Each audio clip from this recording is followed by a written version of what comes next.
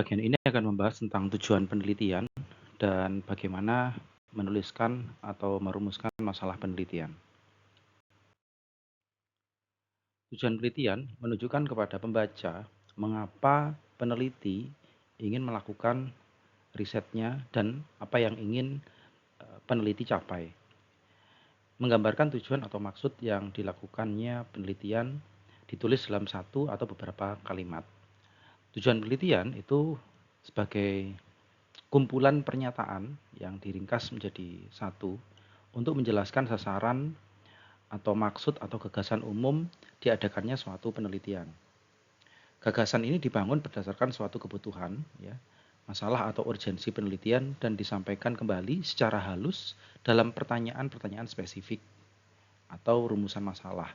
Jadi antara tujuan penelitian dan rumusan masalah ini dia saling berkaitan.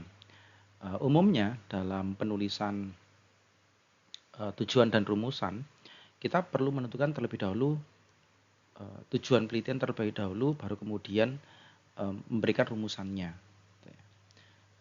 Beberapa teknik penulisan, kalau tujuan penelitian itu dituliskan dalam kalimat pernyataan, kalau rumusan masalah atau rumusan penelitian itu dituliskan dalam kalimat tanya. Tata tulis dalam riset kualitatif, peneliti perlu menegaskan fenomena utama yang diteliti dan menyajikan definisi tentatif tentang fenomena tersebut. Perlu menggunakan kata-kata, tindakan seperti mengamati, mengembangkan, atau memahami. Menggunakan bahasa tidak langsung dan memperjelas strategi penelitian pada partisipan penelitian dan lokasi penelitian. Sedangkan riset kuantitatif, peneliti dapat menegaskan teori yang akan diuji, variabel-variabel yang akan dilibatkan, kaitannya dengan apakah menguji korelasi atau hubungan, atau perbandingan, atau perbedaan, atau komparasi di antara beberapa variabel.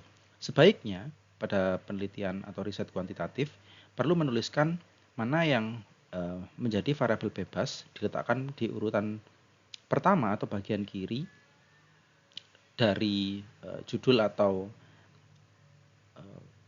tujuan penelitian, dan kemudian variabel terikat di akhir urutan, yaitu biasanya di bagian kanan.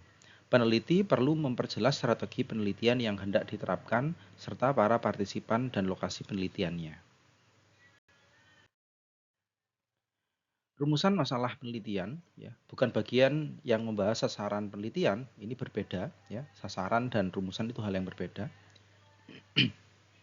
Rumusan masalah dan biasanya hipotesis bagi penelitian kuantitatif itu berperan sebagai rambu-rambu, ya, bagi pembaca dan atau mempersempit tujuan penelitian. Pada rumusan masalah penelitian kualitatif, mengajukan sedikitnya satu rumusan masalah utama dan beberapa subrumusan masalah. Ya. Diawali dengan kata-kata seperti bagaimana, jadi selalu diawali dengan kata tanya, ya, atau apakah, dan menggunakan verba-verba eksploratoris seperti bagaimana mengeksplorasi, gitu ya, atau mendeskripsikan fenomena bla bla bla, begitu ya. Menyajikan rumusan masalah umum dan luas yang memungkinkan peneliti mengeksplorasi gagasan partisipan. Bagaimana pada kuantitatif?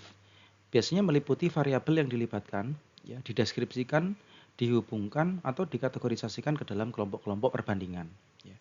Misalnya, apakah laki-laki memiliki kecemasan yang lebih tinggi dibandingkan perempuan?